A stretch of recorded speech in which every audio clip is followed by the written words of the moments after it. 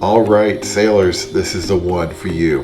This property features two dwelling places. In other words, it's two lots, but it has unity of title, which means it has one tax ID, but it's multi-family. It's the only one in this entire area like this. It has 150 plus feet of seawall.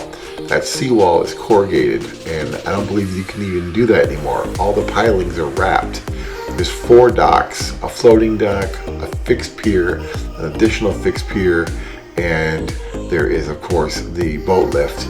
In addition to that, there's even a place for you to put davits, because the davit bases are already installed.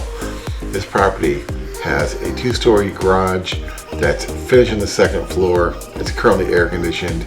There is plumbing, according to the seller, in the floor. So if you want to finish that building out and make it a livable space, you can do that. But right now it's at 34%, according to that website in the county that has 34% damage. So it did not reach that threshold, mostly because of the garage. Give me a call.